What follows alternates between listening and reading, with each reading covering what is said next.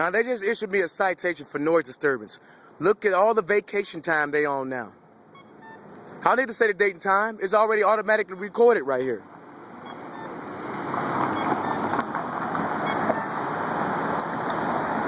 May 13th, it's 10:36 p.m. Monday.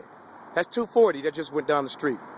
Now, this is what I said these white men are doing in America.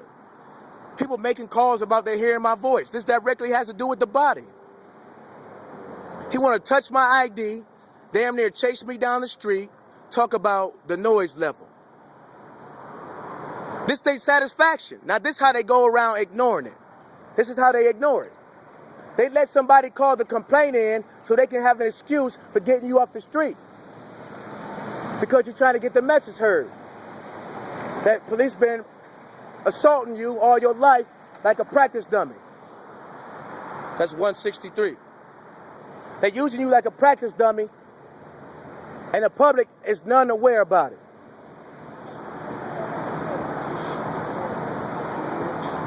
They practicing on you. There you go down there. This is how they practice intimidation with the gun. That's why people don't say nothing. They know you ain't doing nothing but just talking. Look at all this noise they talking about I'm competing with. I'm giving this to the judge. Let's listen to what they said I'm competing with.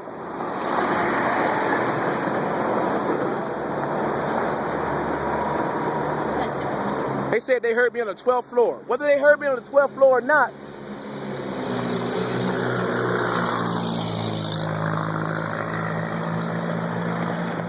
there ain't no God or no man with a gun can tell me that gravity and the volumetric pressure of air and the atmosphere, a man can determine whether the volume that is used by an individual in it is correct or not.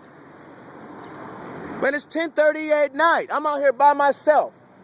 There's really nobody to say this to. Then you're saying, since there's nobody out here really in the traffic because it's so slow downtown Columbus, no businesses are open, nothing's going on, so really you're a major act right now. Hello, my name is Mark Taylor. That's what you'll be calling me when I go into court. And for those who don't know who I am, the police just stopped Mark A. Taylor. Now, Officer Schoolcraft can hit me in the face in front of 300 people, but nobody made a phone call. Right there, January 24th at Vets Memorial. I'm presently in trial for that, Judge, whoever you will be, because I'm going to deliver this to you as testimony. Whether you want to hear it or not, I don't know, but it's very valid because this is the biography of my life at this present time. At the time, it is 10:39 p.m. Monday, 5/13. Barack Obama's the president, and this is why I do not call myself a citizen of this country, because I am not. I am a refugee and a POW. My name is not Mark Taylor. That's vehicle 190. You obviously see that a man can't even go out into public where the traffic is nearly none. That person hardly can hear me on the 12th floor. Oh, the air was nice and I had my window open is what they'll say to the judge or something. But I'm telling you, the control and the hypnotism behind this vocabulary is directly related to the pistol and the Bible. Like I said, when those slaves came over here on the slip, when they slipped off from the shore, they were accosted with physical hands and monocles and whatever tools, and also with a biblos or a manual to kind of pasteurize them or to patronize their own judgment while bringing you into kidnap. Now notice I said kidnap because there are a lot of studies going on in America about kidnap. So obviously we have an argument here about control and governance with this kidnap. It's a very long argument because the man is able to practice it for this amount of time. The sad thing about it is that the judge never gets a chance to hear it because the judge always stymies it out or stumps it out with a jaywalk ticket or a noise volume ticket, and she does that by having heard it through the voice of a police officer who conducted it in a police report. So the call was conducted to the judge by a police report, And that was attenuated down the telephone line to dispatch, where the officer was dispatched from after she picked up the line. Now look at all that energy they use. Look how many modes of transportation just to come out here and give me a noise ticket. So I'm telling you, very much so, there's some cowardice out here in America, and the white men practice it because they know that, like they took your ancestors hostage, you want to do the same.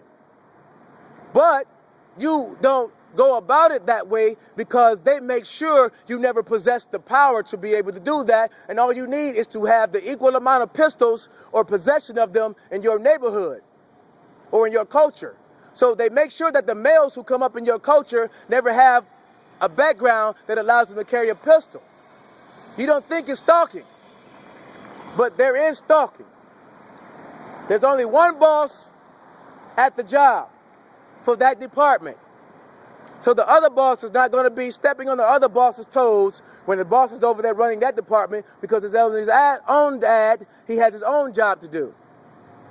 He's not going to go chop at the bit at somebody else's production because they are doing it not perfectly, although they're having a very hard time of keeping the citizens appeased because the citizens are suffering physical anatomy, the death of the body.